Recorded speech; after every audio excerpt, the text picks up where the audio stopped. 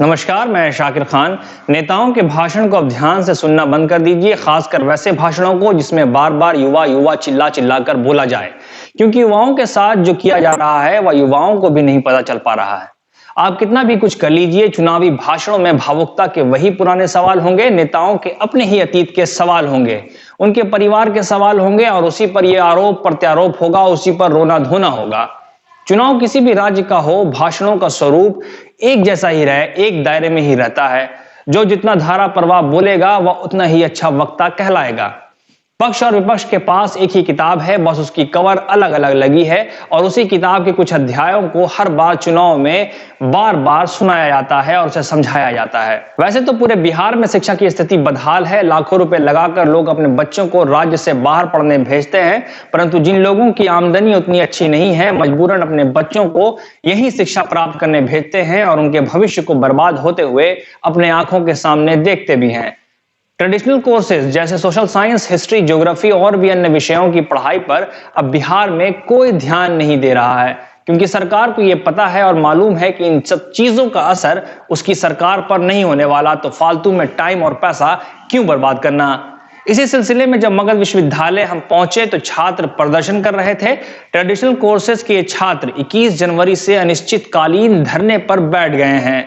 वह बता रहे हैं कि जितने भी छात्र या जो भी मगध यूनिवर्सिटी के छात्र विश्वविद्यालय में पढ़ते हैं वह दूर से पढ़ने आते हैं और यहाँ आके छात्रावास में रहते हैं। उनके छात्रावास के छिन जाने का डर उन्हें सता रहा है, क्योंकि IIM यानी इंडियन इंस्टीट्यूट ऑफ मैनेजमेंट, जो एक सेंट्रल इंस्टीट्यूट है, उसको 2015 में यहाँ स्थापित किया गया था और उसके लिए 118 एकड़ जमीन मगध विश्वविद्यालय के कैंपस से काट कर दे दी गई थी, जिसमें 6 छात्रावास भी शामिल हैं। इन छात्रावासों में मूल छात्र यानी मगध यूनिवर्सिटी के विद्यार्थी रहते थे, परंतु अब इन्हें हटा दिया जाएगा और इनके लिए कोई दूसरा विकल्प नहीं दिया जाएगा। IIM को दिए गए जमीन में मगध विश्वविद्यालयों के खेल परिसर भी आते हैं और छात्र इसका विरोध कर रहे हैं।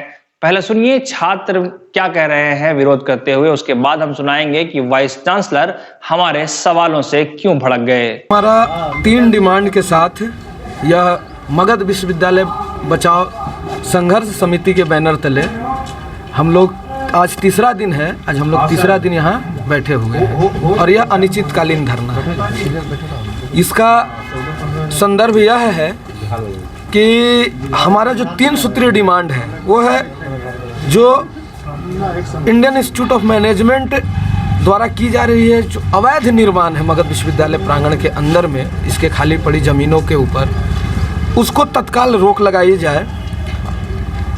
और क्योंकि इसका भूमि अधिग्रहण जो है, मगध विश्वविद्यालय का भूमि अधिग्रहण करके एक पृथक संस्था का निर्माण करना औचित्य नहीं है। किसी भी विश्वविद्यालय को उसकी भूमि पर वह विश्वविद्यालय के लिए निर्मित होती है और उस भूमि पर किसी दूसरे संस्था का निर्माण होना उचित नहीं है। दूसरा हमारा डिमांड है कि यहाँ जो ऑलरेडी पहले से जो छात्रावास, कर्मचारियों का आवास और विभाग की व्यवस्था था, स्टेडियम, छात्रों को खेलने के लिए जो स्टेडियम की व्यवस्था थी, उसको दूसरे संस्था में को दे दिया गया है, जिसके कारण से यहाँ का जो छात्र है उसको काफ़ी परेशानियों का सामना करना पड़ रहा है। छात्र के साथ कर्मचारी भी इसका सामना कर रहे हैं। तीसरा हमारा डिमांड है कि जो भी छात्रावास, चाहे जो भी निर्मित हमारा भवन है या हमारा जो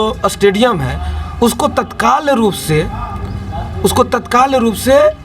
अवैध रूप से जो कब्जा किया गया है उसको वहाँ से उनको हटाई जाए।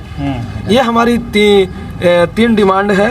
जैसे ही हम मगध यूनिवर्सिटी के वाइस चांसलर के पास पहुंचे तो पहले वो तो हमारे सवालों के जवाब तक देने को तैयार नहीं थे, परंतु हमने समझाया कि आप हमारे सवालों के जवाब दे दीजिए, हम चले जाएंगे, क्योंकि आप जितना उत्तेजित होंगे उतनी खराब बात होगी।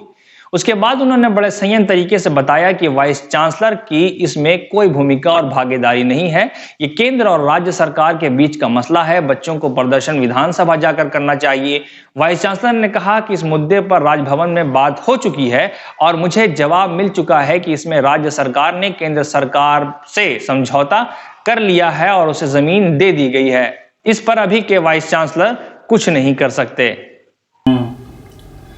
तो अनावश्यक रूप से इसीलिए मैं इसको मैंने उनको समझाया भी कि देखो हमारा ये काम था एज वाइस चांसलर, मैंने कहा कि जो हमारे हॉस्टल्स हैं जो जा रहे हैं उनके बदले नए हॉस्टल्स दिए जाएं, हमारा स्टेडियम दिया जाए, ठीक है, वो सब सरकार दे रही है।